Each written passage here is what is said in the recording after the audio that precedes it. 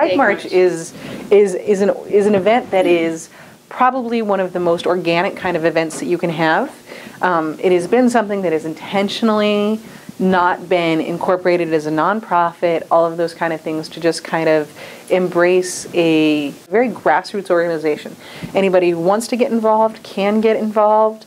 March did. I love it. I love it. Absolutely. And some people don't like the name Dyke March, but I'm like, the Dyke March is an unapologetic, women-centered event that is just about putting on an agenda that is not necessarily mainstream. It's anti-war, it's anti-alcohol abuse, it's anti, drug abuse. I mean, in the sense, and just as we've just legalized marijuana, just being really clear, like, it's abuse. It's recognizing that in our community that we have really high rates of alcohol abuse and other things, and trying to create a space that is safe for everyone.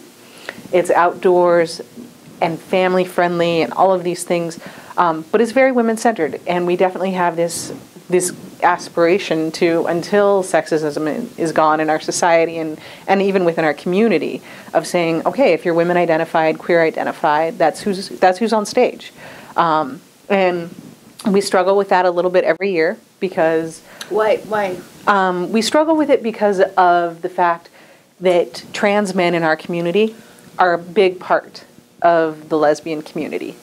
And so we struggle with it in the sense of, how do we be inclusive to the totality of our community but still honor the values of really recognizing, so again, me, numbers dorky, like, I look at the list of people who are in Pride every year, and I do a breakdown, and I've done this several times, to say, okay, if you were being as absolutely generous as possible and saying who's women and who's not women and all of that, the Pride Parade every year is more than 70% male focused. Yeah, it always seems to me, I love it. It's very dear to my heart. It's very important. Absolutely. It's very, very important. But oftentimes I do not find myself there at all. I don't, and I realize that it is a celebration, and whenever you talk about any type of party and any sort of celebration, it's over the top, which is what it's supposed to be. Yeah.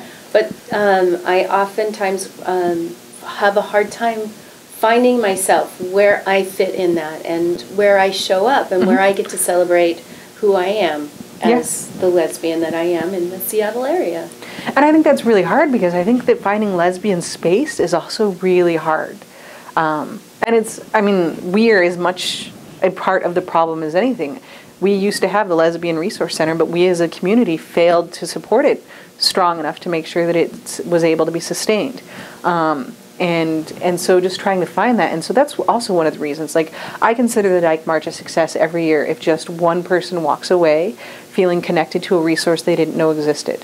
And so we try really hard to reach out to the diversity of what it means to be a queer identified, woman identified person, because there's so much diversity within that. Sure. We try really hard to outreach to the connections we have with communities of color like Sister Cinema and Entre Hermanos and a variety of other organizations, to make sure that no matter what you look like or anything like that, that you can find yourself within that representation.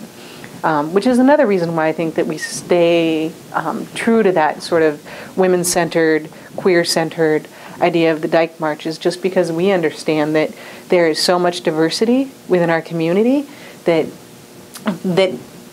as long as we have that centered, we're always making sure that we are trying really hard to be as inclusive to everybody within the community as possible. Sure. Come on over. It's nice to see